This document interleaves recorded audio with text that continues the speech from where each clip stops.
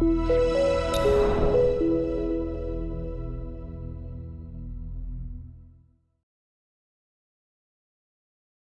back to the TelecomTV Summit on Open Telco Infra and our live Q&A show.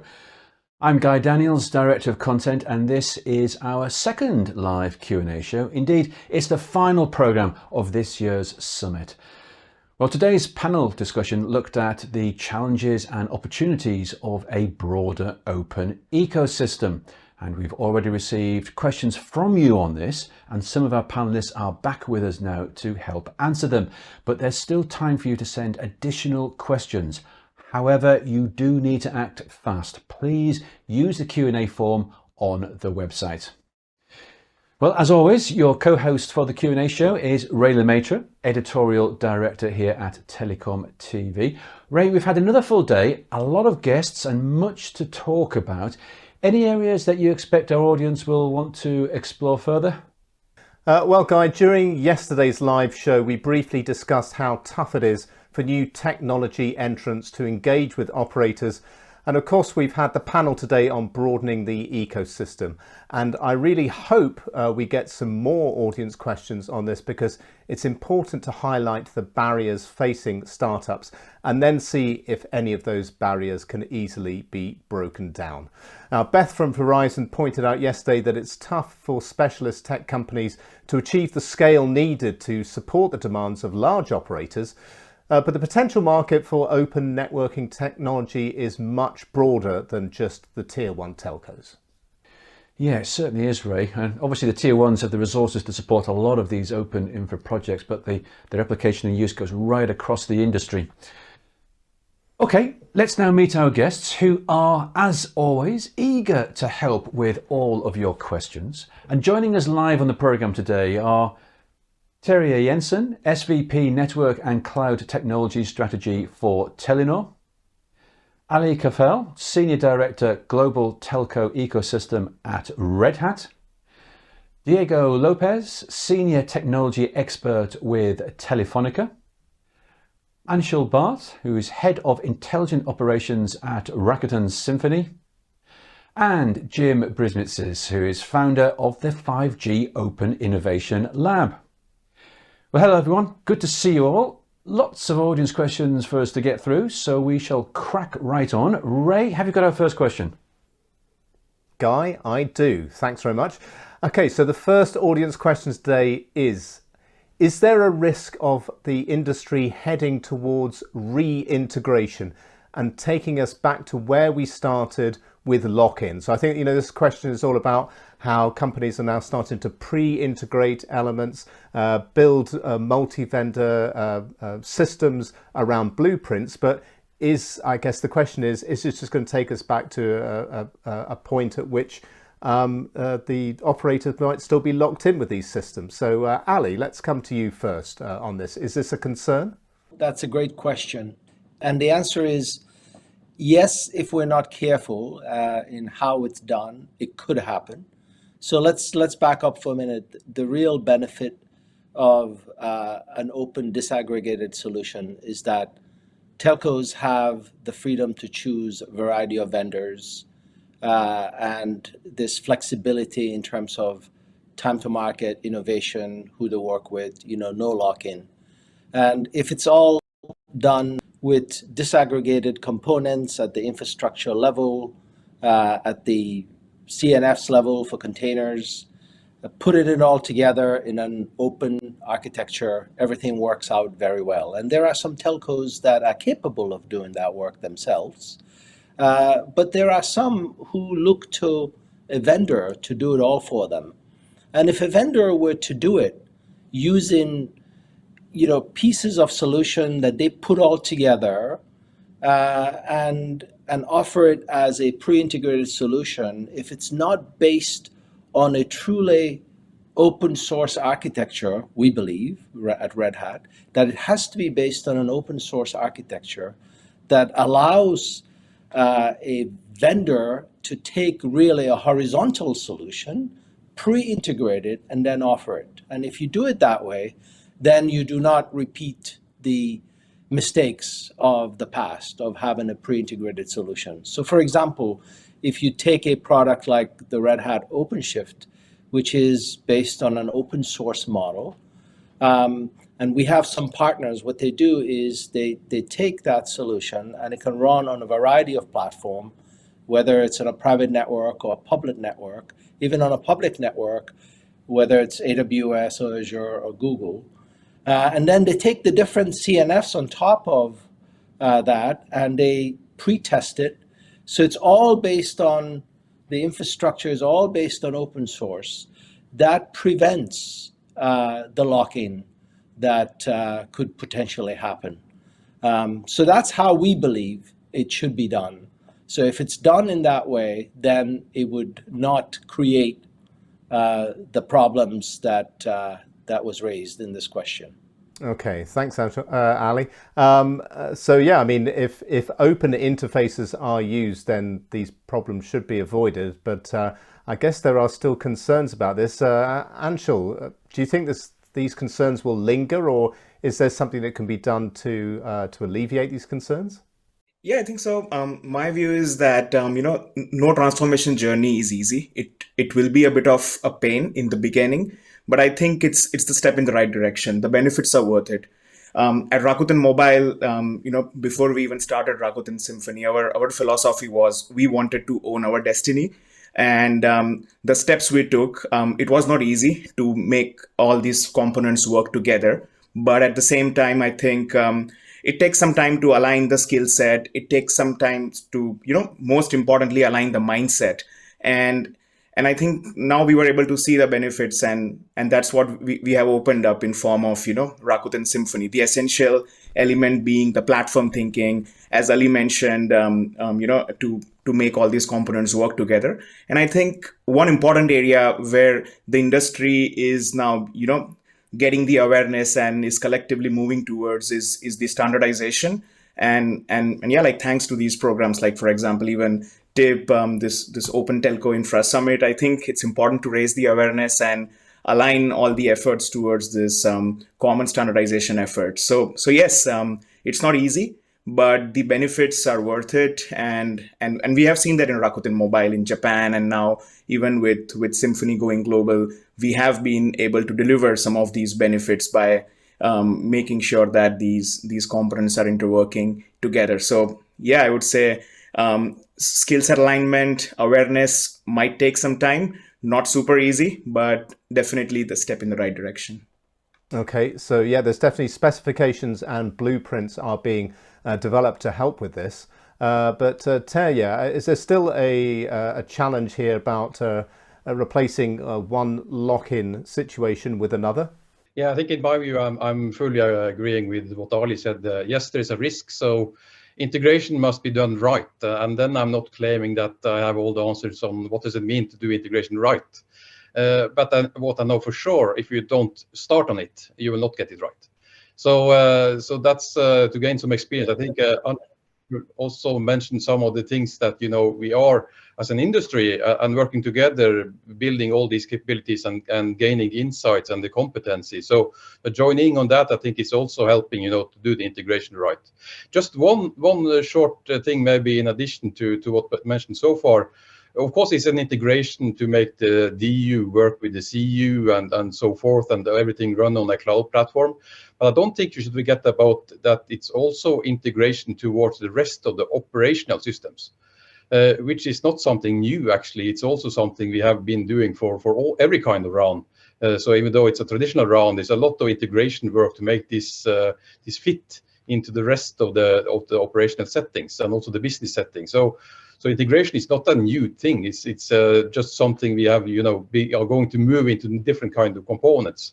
So I think it's important to keep that in mind. So don't shy away from integration. It's a scary thing. It's actually something we have as an industry quite a long experience on doing. And I think it's also important to say that one thing is to do the first integration, to connect these different components and make them work. But it's also to keep them up to date all the time. And also to make sure that they are working after 6 months, after 1 year, after 2 years, and so forth, which is typically to synchronize different sources and make that happen. So So integration must be done right. Again, I don't see that I have all the answers, but we need to get started, to get the insights. Yeah, no, absolutely.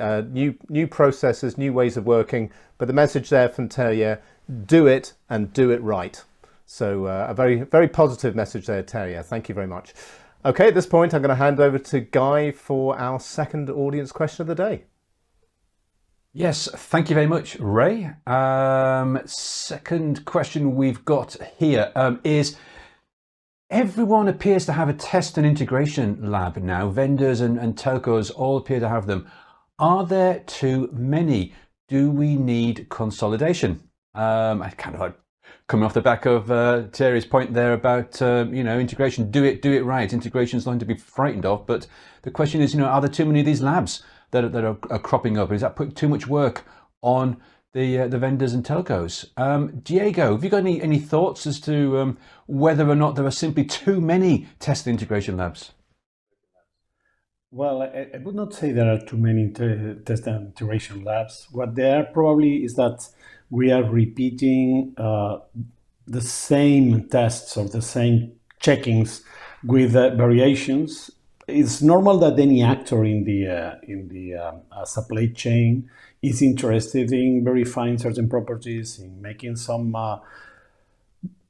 tests that they believe that they have to run for whatever the reason, before a matter of quality or a matter of assurance of the services, etc. What is important, on the other hand, is the possibility of having the tests in a way that they can be reproduced and repeated. So it is more important about how we specify the tests, how we define the testing environment, the testing conditions. So I can decide, if you tell me with which tests you have run, I can make a decision whether those tests are applicable in my environment, whether I want to repeat them, whether I want to make small variations, saving some time, etc. This is something that we don't have yet. We don't have a full way of declaring all the testing conditions, all the experiments we are going to run, of being able to repeat in controlled conditions whatever the experiment of the test you are applying to a particular device or configuration. When or as we move towards this formal description, we will be in the position of establishing trust links, alliances, collaboration agreements, but we need this kind of sound formal ground to base this. And something that is important as well is that we need this as well for achieving a real pipelines for the so much announced CI/CD and continuous integration, etc. in the telco environment. We have to take into account that we are dealing with a huge legacy. We are dealing with critical infrastructures. We have to be extremely careful of what we do, and without this formalization of every aspect that is going to be used, this would be difficult to achieve this promise or to reach that promised land of continuous integration. Right, thanks very much, Diego. Great points there. Especially picked up on what you were saying about the need for repeatability. That's like a fundamental part of science, isn't it? To be able to repeat your findings there. Well, we'll go to Terry in a minute, but Anshul, let me come to you next. Do you think it's a case of it's not that we have too many labs, it's really how we use the labs and what we do with them? Yeah, I think, in fact, having this situation of too many labs is a good thing in my view, because in order to innovate, we need to have labs, and every telco is different in its own way because of the environmental and context, the way they are operating. So I think having these many labs is a good thing. What we need is, and probably just building upon what Diego mentioned about having a simplified process or awareness around this common concept of having a CI/CD pipeline, right? So even in Rakuten Symphony now, what we have established is, in order to cater the requirements from different telcos and at the same time make sure it's agile and reusable, we are sort of building up a common CI repository of all our latest releases, and we are integrating with various telco customer labs through this integration of our CI pipeline with having this common CD pipelines with their telco labs in order to ship and deliver the new releases and software versions in an agile manner. So I think what I'm seeing is at least having this so many labs, but the right thing that is happening is the convergence in terms of these initiatives, like all the telcos adapting and moving towards the new ways of working, establishing the CI/CD pipelines, opening it up with various vendor labs. So I think by making this whole process simplified, by leveraging some of these DevOps principles is definitely helping to manage this complexity and making it simpler than it sounds. So yeah, it's a good thing, and we are seeing some positive adoption from various telco customers on the CI/CD front. Okay, thanks for that, Anshul. So not a problem with having numerous labs. And also the question is test and integration labs. So let's be clear about this. We're talking test and integration labs here. Terje, you want to come in with some thoughts about whether or not we have too many test and integration labs, or how we use the labs? Yeah, and I think in my view, it's maybe not a question about how many labs we have, but are we able to use them? I think Diego was pointing to that. There needs to be a purpose of having a lab, and there probably is very little value, repeating what others are doing in a way. So this initiative, on exchanging insights and experience across different labs, I think is very good to take part of that. So you don't need to replicate or repeat what others are doing just to get to the same results, but rather take those forward. And of course, I think it's also Diego said that in the very beginning, that it's important to remember that these typically are part of critical infrastructure installations. So quality is an important parameter, and robustness is also an important parameter. So not forget that. So that it gives a confidence, to be able to show that this is proven before we put it on air. So that's, I think, it's one motivation for having lab, but of course it needs to be very very clear on the purpose of doing this, and you don't have to, of course, to run through all the test cases yourself. There are quite a few offers on the market even to do these cases instead of you, in a way, as a service. So we see that some of the system integrators are offering this as a service. Other operator groups also providing services, and there are, of course, also bigger vendors who are facilitating labs and able to run through and willing to run through a number of test cases. And then, of course, it comes into a discussion, should we repeat the same thing in our building, or can we just as well, learn from what others are doing? Then I think you almost cut off my next point, because you say that we should focus on test and integration lab, but what we are actually seeing is that some of these labs are developing to customer showcases. And it's back to Anshul's point as well. It's also a CI/CD pipeline, not only from the technical point of view, but also to show to customers and pulling, customer cases and solve additional things on top of the more technical proven, it works. But it's also to demonstrate that what you can do for a customer. Typically, then it will, of course, in a private network context or in an enterprise context or something. So that's another purpose of maybe taking the lab setup a bit further. Great, thanks very much for those insights, Terje. And as you say, we are starting to see more lab as a service offerings coming onto the market now. We'll go to Diego, back to you, Diego, in a moment. But first of all, Ali, let's come across to you. Yes, thank you, Guy. Yes, the other point I would like to make, labs are obviously very important, not just in the initial testing of, say, a workload and infrastructure, but multiple workloads together, not just initially, but also during the product lifecycle changes. So, for example, for Red Hat, we have multiple labs. We've invested tens of millions of dollars in labs, partner labs, some of it with Intel, and then some with other partners as well.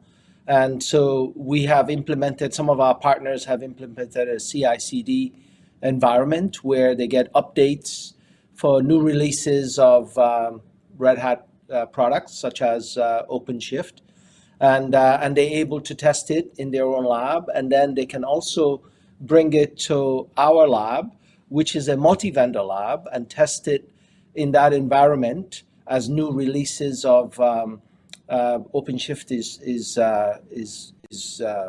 put out there, and they can test it not just with their workload, but also with other third-party workload running in the lab. And this is really very important because customers are using in a true open environment. They have multiple workloads that are running on a common cloud infrastructure. So it's very important that that testing is done with multi-vendors as well, and to do it in such a way that still keeps the openness in terms of being able to deploy other workloads without breaking any of the critical elements of the infrastructure, such as security and performance and functionality and so on. So not just initial, but also ongoing as new releases of the workload and the infrastructure are introduced. Great, thanks very much for those comments, Ali. And we'll go quickly back to Diego just to wrap up this round of answers. Yeah, well, simply one thing that I forgot somehow to mention is as well that this is quite important how we share data, the data about the tests, about the experiments that we're running. Because in many cases, first because in many cases that would help precisely in validating the repeatability, the reproducibility of the experiments. Second, because an open way of sharing data, data about the data, metadata themselves, is something that would help in, for example, in collaborative testing. So I can take advantage of running part of the infrastructure somewhere else where certain capacities exist without the need of duplicating them. And third, and equally important, because we are becoming more and more dependent on data for management and network control and planning, etc. We are more and more dependent, or we will become more and more dependent on AI and those mechanisms, and they feed on data. So equally important as a formal way of describing how we run the tests, how we describe the results, how we specify the expected outcomes, is precisely how we share the data and how we will be able eventually of describing those data for sharing and collaborative purposes. Diego, thank you very much indeed. This is certainly a topic that it warrants further discussion at a later date, definitely next year in next year's summit. But for now, I'll hand over to Ray for our next audience question. Okay, thanks, Guy. This question now comes to the ecosystem and the financing of it. And the question is, expanding the open networking ecosystem needs major investment, but who would invest in this? Who would invest in these companies? Government grants and incentives only get startups on their feet, but don't fund them for growth. So this viewer wants to know, how can companies get the funding and the backing they need to become part of the ecosystem? Jim, can we come to you first? Because in the past for telecom startups, VCs would be very regularly funding new startups, but that doesn't seem to happen so much these days. Yeah, thank you, Ray. There's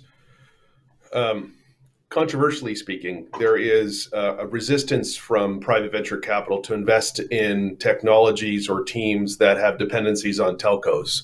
Many of them have in the past invested in this space before, and due to various challenges in this ecosystem, those investments really never netted out. And so unfortunately, you're not seeing a healthy amount of interest globally from private venture capitalists around any sort of technologies that have dependencies on the carriers. In many respects, the CSPs have a finite number of vendors that they've traditionally worked with. So it's very hard for up and coming startups who are trying to make a position in the marketplace to do so, especially when there's a smaller set of core vendors that most CSPs engage in.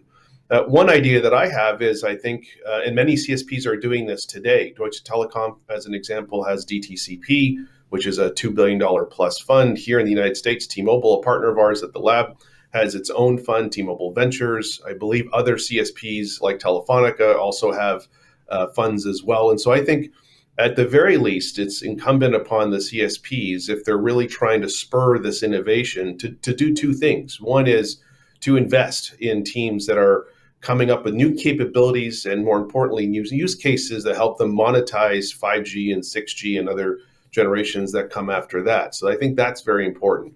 I also think, though, it's important for these same CSPs to broaden the number of vendors that they work with. There is a number of up-and-coming startups that are providing new capabilities that are not typically capabilities you'll find in a core set of vendors that the CSPs work with. And so I think, on the other hand, there has to be a willingness from CSPs to engage in deals with smaller teams that are providing capabilities that help them in their path to modernizing their network operations longer term, or in many respects, helping them in monetizing 5G generally. And I can point to several deals that I'm aware of where CSPs have made those investments. Just recently, T-Mobile's made that investment with Halo, Car and Tactile and other teams here from the 5G Open Innovation Lab. So I think those are important tenets to be mindful of. Traditional venture capital, not a big fan of any telco investments, because historically they've been, they've been burned on those deals. And to be honest, telcos are not necessarily known as moving very quickly. And so they tend to stay away from that because their turn cycles on capital are quite more aggressive. On the other hand, I think that CSPs investing both through their own venture capital funds, but also investing in procuring services and products from up-and-coming vendors, I think is a way to get around it. You can argue that there's publicly available funds, but in this situation, I don't think publicly available funds is really going to make that much of an organic dent in the problem that we have today. It really has to come through the ecosystem itself. Yeah, no, great points there, Jim, and certainly there are plenty of examples of companies that have been that have taken investment in the past and not necessarily delivered. Even in these days, when there's a lot of software-based startups, it's still pretty hard for companies to find investment. Diego, is there more that can be done, or is there something that can be done from the telco side, maybe more than just having VC sort of funding offshoots of the large telcos to help prop up and get some of these startups going? Okay. So Diego has, we've just lost Diego for a second, so we'll come to Anshul.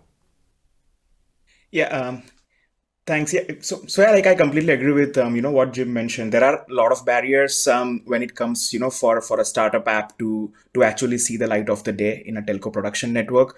Some barriers around process and stuff, but also some technology barriers. So, but with this industry, this revolution around the openness and platform thinking picking up in the telco space, I definitely see a ray of hope now, and I'm sure even seeing this innovation and having these integration and openness, being introduced in the telco field, I'm sure even VCs will recognize this, and this exponential era of innovation in telco is coming soon. If I were to take an analogy, if you look at the mobile apps, let's say before the advent of Android or iOS like platforms across the industry, we didn't have a lot of mobile apps, or we didn't have a lot of startups on which the VC funding or investments were there. But having these platforms being introduced and industry aligning to a common set of standards, a lot of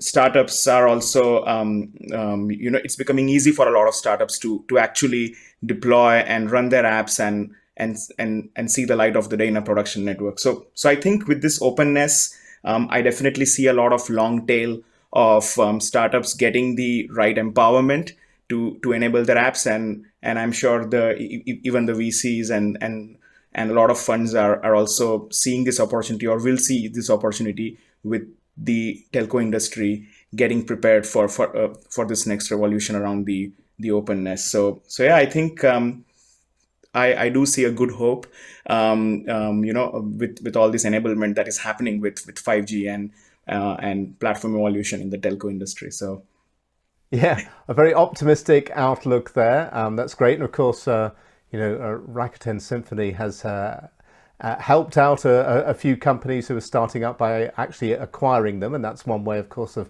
giving them a leg up and getting them out there and into operators. Ali, is it easier as we become a more cloud-oriented and softwareized industry? Should that make it easier for startups to be able to get on board and maybe get some funding and develop products quicker for market? Thank you, Ray. So I would say that startups that don't have the funding to do that can also leverage other companies that do have these labs and these environments. To just build on a point that Jim made, telcos or the CSPs invest in themselves. I think the other thing too is, CSPs can require and have required vendors to make these investments themselves and to prove it. And we actually at Red Hat, as I mentioned earlier, we've invested tens of millions in, multiple labs.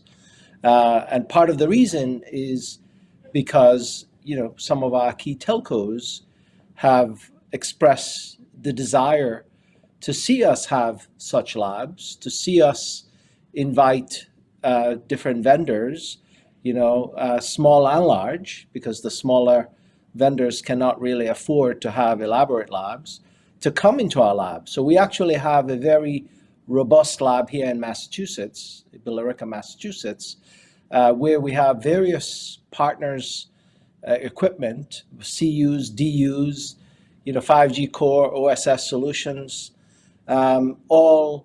Many of them are actually remotely accessing it. We have people in the lab who are setting up physically the servers, and then our partners are accessing them remotely. And we have, partners, CUs, DUs, and other equipment in there. And we actually do give tours to the lab. Some of our partners and customers come and they say, hey, can we come and actually see the lab? And we're happy to do that. And what we've also done with the lab, and this also ties into the types of testing, again, going back to what telcos require, some of our large telcos have actually required us and our ecosystem to do certain level of testing and certification. So we have different levels of testing or certification, validation, certification, whatever you want to call it, based on the requirement of the telco. So the first level, for example, is all about making sure everything works together. They can start up the workload with other workloads in the environment, whereas other levels go a little bit deeper to make sure the workload is cloud native.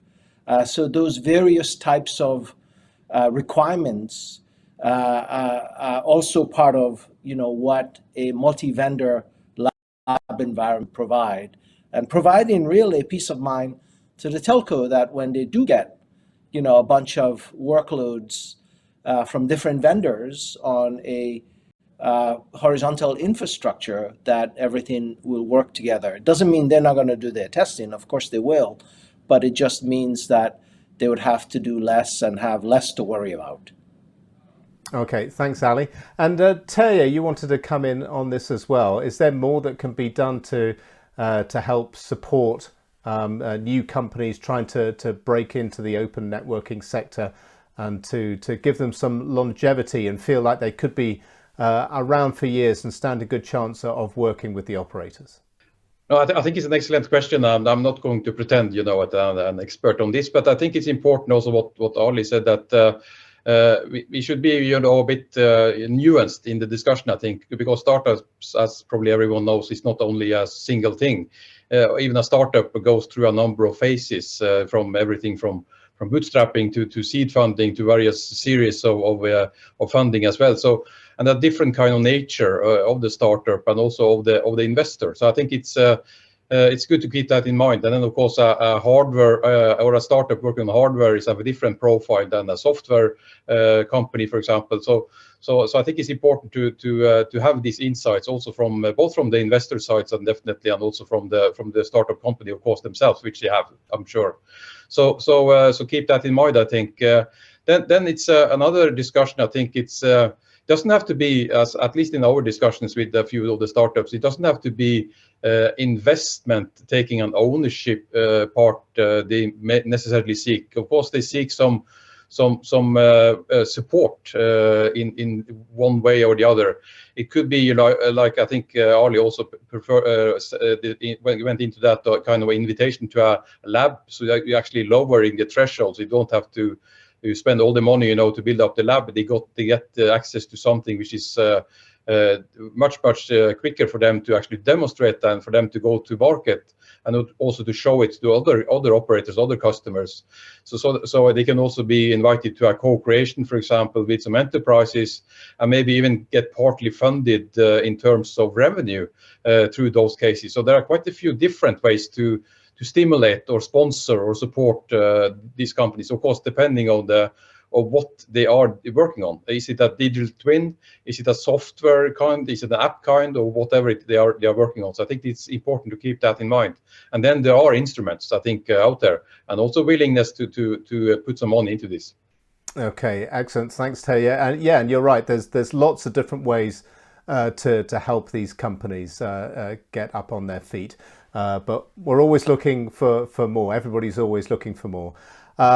Diego, we're still on the topic here of support. Okay, I understand that Diego is still trying to get connected back into the show. So at this point, we'll move on to Guy for the next part of this live Q&A. Yeah, thanks very much, Ray.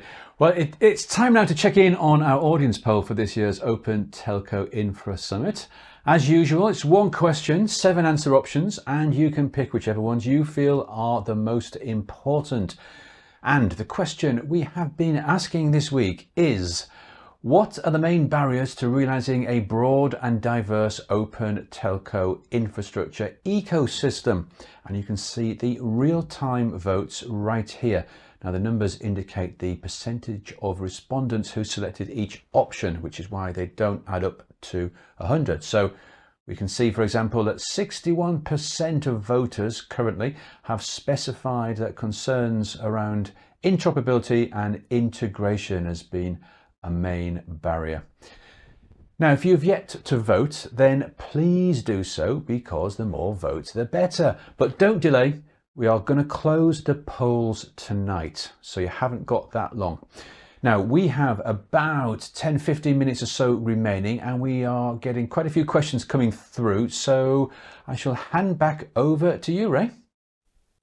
Okay, yeah, thanks very much, Guy. Yeah, very interesting results there, but we are running out of time on this programme, so we're going to move very swiftly on to the next audience question.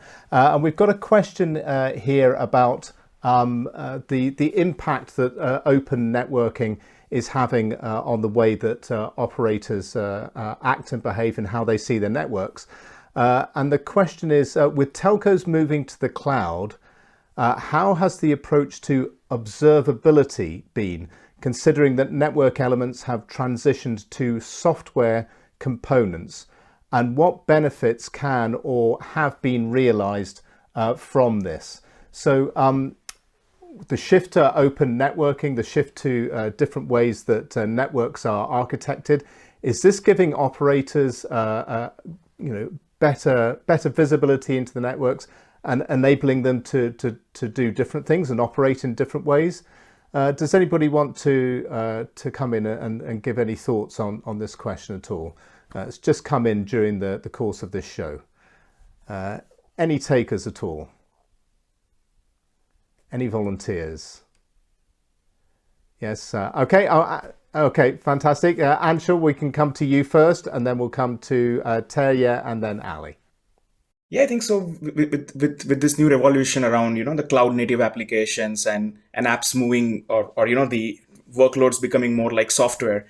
From observability point of view, in the traditional telco world, we used to have this code EMS layer, where the OSS, or from observability perspective, there will be a bunch of EMSs to which the integrations and the system integration need to take place. But now, with things becoming cloud native, let's say as an example, on our Rakuten Symbol cloud, we have this observability agent-based, collector-based monitoring, where we don't necessarily need an EMS, but rather the way the application is deployed in the pod manifest file in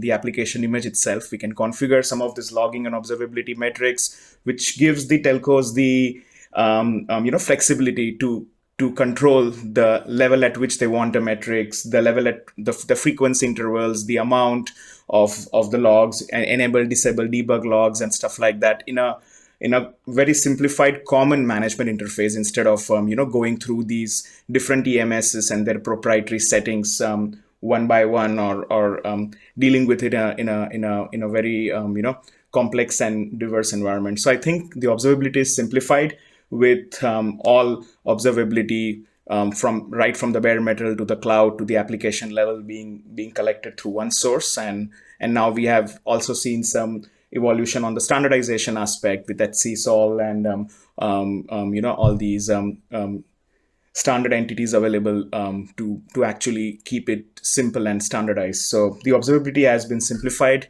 with no middle layers and common management interface to control. So definitely a step in the right direction, I would say. Okay, thanks, Anshul. And Ali, we'll come to you next, and then to Terje. So Ali, has this changed the way these more cloudified open networks, is this changing the way that the operators are able to view and manage their networks? Yes, assuming that, again, they go with a solution that is, workload neutral, right? So and I think it ties into the survey question that we saw there. 61% or 60% of the CSPs answered that they're concerned about interoperability and integration. I think using a solution that works with various workload and infrastructure, orchestration and an EMS solution that is not tied to a specific workload or infrastructure. I think it gives the telcos that ability to have a more open solution that can interoperate and integrate with various other solutions, and that is so critical. And it's also tied to the other second concern, the concern about incumbents. And incumbents could be obviously a large provider, which is typically the case, or it could be even a new provider coming in and trying to provide a vertical solution based on a vertical components, workloads and infrastructure and so on. So I think making sure that your orchestration software, your EMS software, is from a neutral third party working with a neutral infrastructure solution. I think that allows the CSPs to really control and demand, an environment that supports a multi-vendor approach. And the telcos have from our experience, they have the power and the influence to say, no, I expect you to work with this infrastructure. I expect you to work with this orchestration vendor. So they have the power, they have the ability to influence, and we've seen that when they exercise those control, they are able to influence how the solution is implemented. Okay, thanks, Ali. And Terje, what kind of difference is this making to the open networking and cloud-based networks, making to the operators in terms of the way they can manage? Yeah, no, thanks. I think it's a very good question because it's part of the operational complexity, of course, and what we need to think through in order to, or not to think of in order to prepare for this. So, but I will be very quick, short, I think, because I'm fully agreeing with Anshul was saying. This, of course, is a major shift for operators, and so it's rather different, if you come with software hardware integrated or monolithic or legacy or whatever functions, where you either depend on the EMS or the inbuilt kind of monitoring system, or you need to come with plug-in external monitoring system, which you can do on the external interfaces, and then moving this over to a different environment where you even can play with microservices as a much granular way to look into what's happening. But you also have to be taking care of course, the cloud platform. So you need to have additional observability or monitoring capabilities there. So it's a rather different way. So it provides, in one way, provide the ability to have better insights on a much granular level what's happening. But it also you need to come with requirements that you need to monitor the infrastructure and the cloud environment as well. So I'm not straightforward, to get it right. So you also have to cover all these different layers on the environment. So it provides an opportunity, but of course it comes with the new challenges as I see it. Yeah, no, absolutely. It's a new world, a new way of working for the operators, but ultimately should be a better one. Thanks, Terje. Guy, we'll come back to you.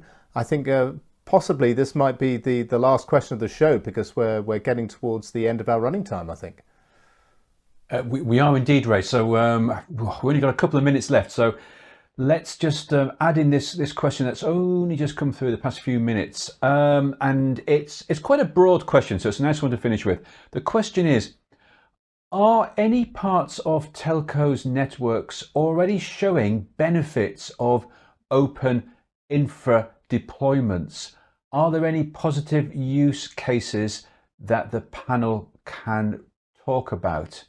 So, as I say, we've only got a few minutes left. So if anyone's got any brief use cases or examples of positive news as to how open network and open infra is already having a positive impact, then let's hear them if we can. So anybody got any real world examples of how open networking, open infra is impacting? Great. Terje, let's come over to you first. No, thanks. So just one example, and of course it's not full blown. Everything is open, everything is cloud native, but we have a couple of examples in Telenor where we have been also out public in talking about where we moved over to a virtualized or cloud platform.